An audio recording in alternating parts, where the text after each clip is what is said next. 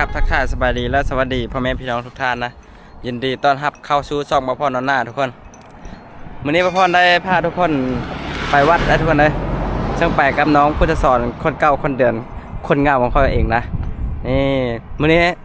สิพาน้องเพิ่นไปวัดไปกราบไหว้ไปขอพรนะซึ่งตอนนี้ก็ได้ออกมาแล้วทุกคนเลยได้ออกมาจากบ้านแล้วก็ได้สิครึ่งเลยนะน้องพุทธสอนก็ได้มากับเฮานะเจ้าเคยไปอยู่บ่ฮะเคยไปเท่านึงเคยไปเท่านึงเนาะวันอยู่โรงเห็น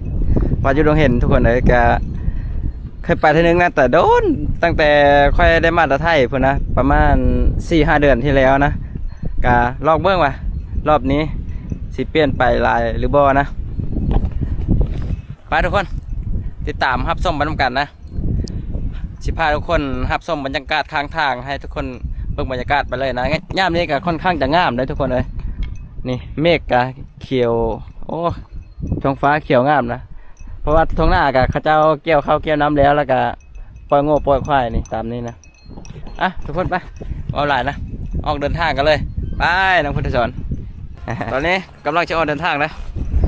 ก็ขอเชิญค่ะอย่างก็เพราะอากาศก็ค่อนข้างจะร้อนนะผ้ากันลุกตุ้งในไปนะ ไปใส่มาใส่กับลุกตุ้งนั่งไปนะเพราะว่าจังบ่มีรถใหญ่คือหมู่คูนะชูส้นนะทุกคนอยากได้อย่างก็ต้องหาด้วยตัวเองเก็บซิปเก็บซาบไปหาเงินทุกมือเลยก็หายากนะนินจาก็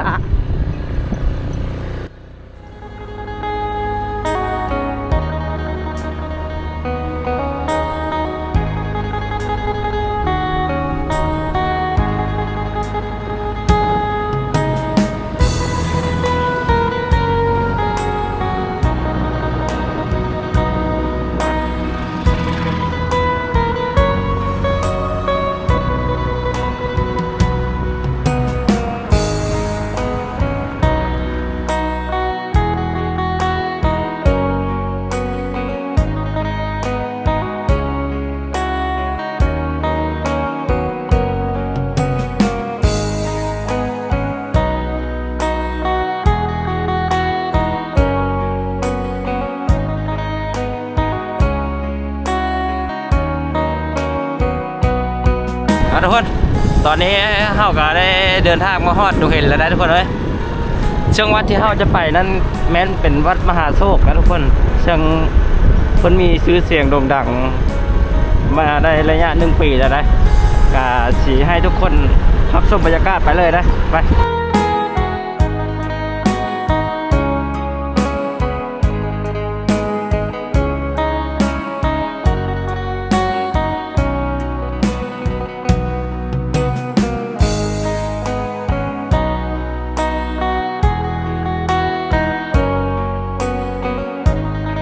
ตอนนี้เราก็ได้กายดงเห็ดมาแล้วนะการดงเห็ดมาน้อยนึงนะอันนี้ก็เป็นหัวเส้จำพอนหัวรถใหญ่มากก็ระยะทางก็ร่วมจากบ้านเราพอนมาหาวัดนี่ก็ประมาณ27 ลักทุกคนเลย27 ลักจากดงเห็ดไปวัดก็ประมาณ3 ลักนะไปการเดินทางต่อนะยังอีกจังน้อยนะยังจะมากระพอนแล้ว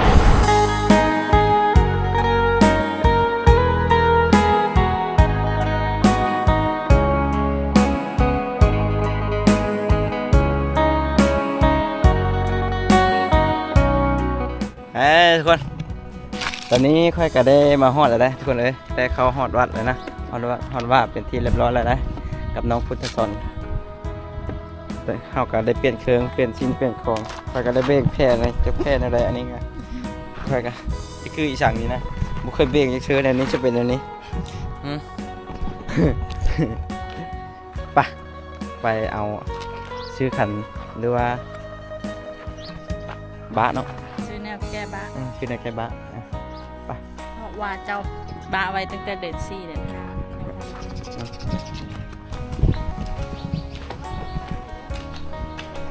นี่มาฮอดเลย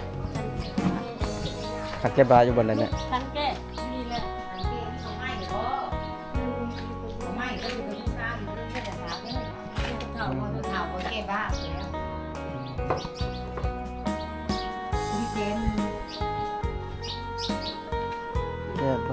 มีต้นอ่ะ แม่น อ๋อมีต้นข้างในเนาะ มีต้นแล้วก็มีหมากไม้แล้วก็มีเตี้ยแก้นั่นเด้อเด้อ ทำไม หมากไม้คือเป็นผู้ชายอยู่เทิงบริสุวรรณอันนี้เตี้ยแก้เด้อเด้อเดี๋ยวเขียนซื้อใครแล้วลองมาแก้เรื่องงานนี่ดิ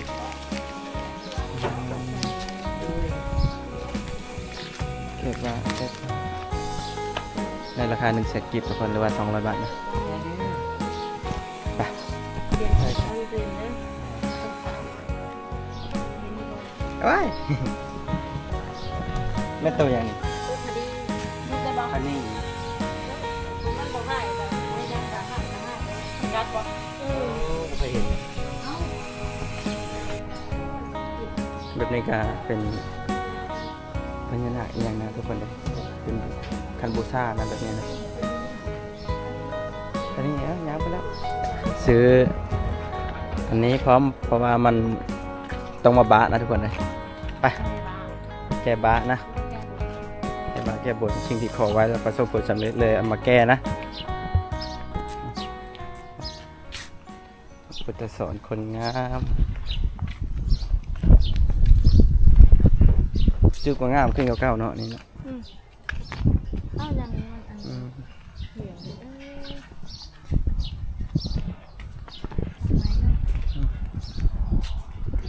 นี่หัวอาหารป่าด้วยค่ะนะแล้วซื้อหัวอาหารป่าเปย์ป่าไป ชื่อหัวอาหารปลามาเกิดเนาะ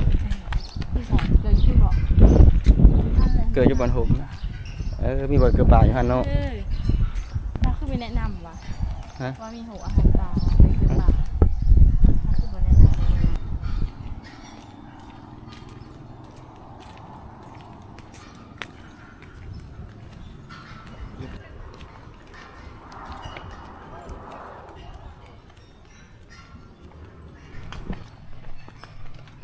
ออกแบบสไตล์จีนเนาะ ตกแต่งงามเนาะ จะสไตล์จีนแบบ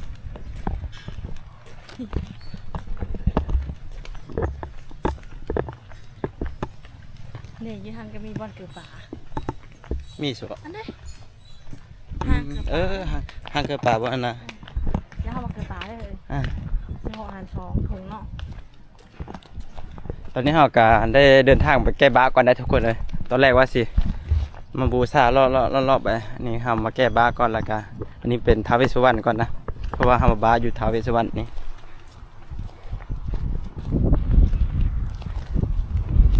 ถอดของให้แล้วนะลองดู บรรยากาศกับประมาณนี้ได้ทุกคนเลยงามนะ โดนไล่เนาะเกียรติรักโคตรงามเลย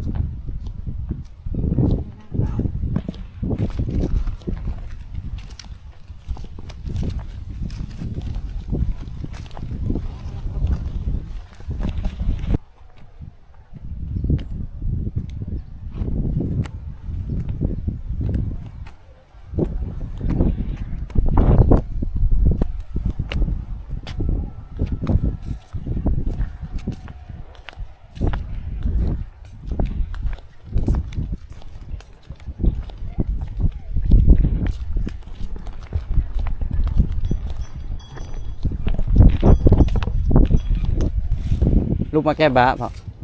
แกบ้ากาเขียนสื่อแล้วก็บ้านเมืองแพงแล้วก็บนว่านะลงแถวแล้วก็เมืองหลังนะมาบ้านอย่างนะฮะมาผลมาแก่แล้วทุกผู้ได้เขียนหลายแล้ว อืม เหลือจากอันแล้วกูขาว่าเขาจะได้เที่ยฮะ โอเคตอนนี้ก็ได้เขียนคิดแก้บะนะทุกคนเนื่องจากว่าน้องเพิ่นตรงสื่องามค่อยเลยให้น้องเพิ่นเขียนที่อยู่อาศัยชื่อนั้นนี้นะโอเค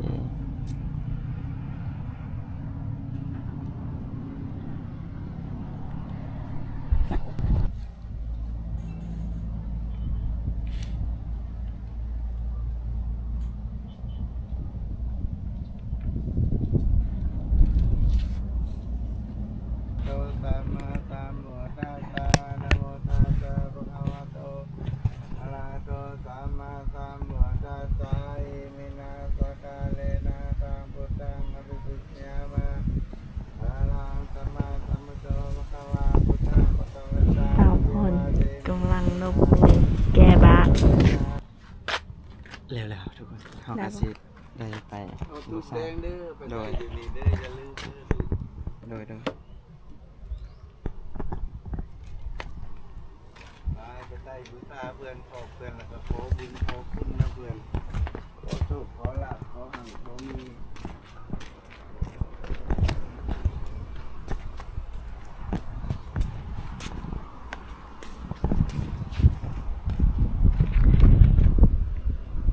ท้าวเวสสุวรรณ มีไฟแล้วชา โอ้โห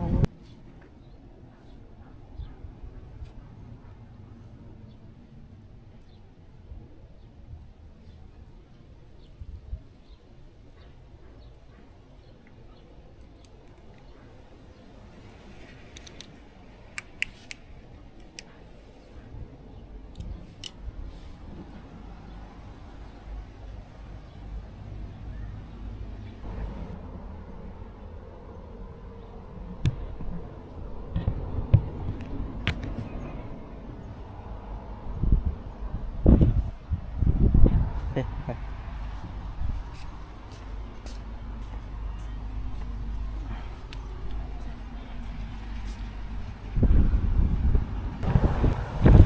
ไปถ่ายรูปให้เพิ่นก่อนนะไปถ่ายรูปให้ก่อนจักหน่อย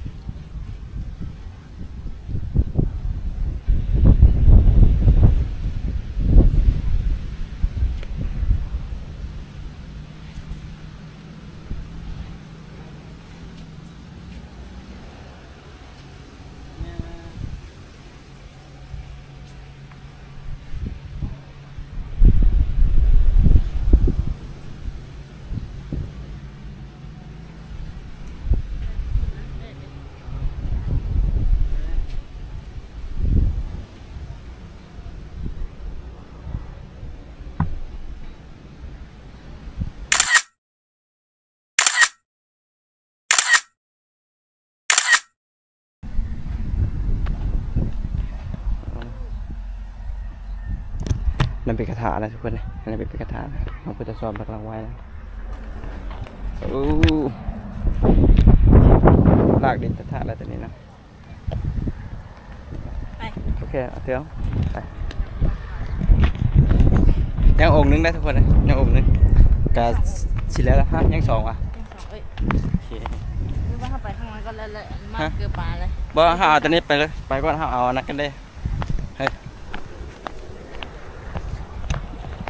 ตอนนี้เวลาสิค่ำแล้วได้ทุกคนนะประมาณ3 โมงเลยเฮ็ดให้อากาศร้อนๆเลยนะอบเอานะ มันจุดอารมณ์เสีย ร้อนจนอารมณ์เสีย ตีกันเลย ล่มอยู่ได้แต่ว่ามันร้อนแดดโอ้ปลาเนี่ยปลานะโอ้ ไม่ใช่หัวอาหารมันเกลืออย่างไร ปลามีแต่ปลาเป้าตัวใหญ่ทุกคนนะมาพูดทุกคนเห็นค่อยๆระบนะปลาเป็นโพงอยู่นะโอ้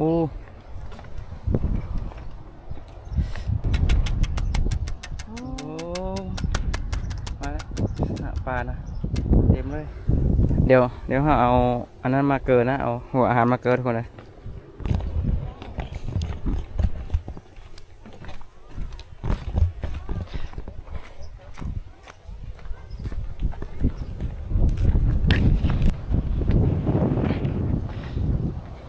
บรรยากาศทุกคนบรรยากาศงามนะค่อยก็ได้ยังอันนึงนะทุกคนนะเพราะว่าตอนแรกไปนะ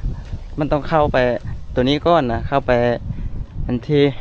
เป็นพญานาคนี้ก่อนแต่ว่าค่อยไปเท้าเวชสุวรรณก่อนเพราะว่าค่อยอันนั้นเด้ค่อยได้มาแก้บะเด้ทุกคนค่อยก็สิได้ไปบูชาตัวนี้ก่อนแล้วก็สิเอาหัวอาหารปลามาเกลือปลาก่อนนะเป็นจังไดก็ติดตามนะครับชมกันทุกคนเลยทุกคนเฮาก็ได้ไหว้พระเสร็จเป็นที่เรียบร้อยแล้วได้แล้วหมดแล้วก็สิได้พากันเมื่อหรือว่าเดินทางกลับบ้านก่อนนะทุกคนเลยก็บ่มีหยังหลายเลยทุกคนเลย สวยนะมาว่าแต่สวยแน่ โทรศัพท์ก็เตะ รถกระตีนซอด โทรศัพท์นะจนจอมันจนแตะเลยโทรศัพท์น้องพุทธสอนมัน ลมพัดทุกคนเลย ตามกอง เอ้า ตามกอง คลิปนี้กับบุ้งอย่างไรทุกคนเลยก็สิได้ฝากไว้ชำนี้นะคลิปหน้าพบกันใหม่รับชมแล้วก็อย่าลืมกดไลค์กดแชร์กดติดตามให้ด้วยทุกคนเพื่อเป็นกำลังใจในการทำคลิปต่อไปทุกคนบ๊ายบาย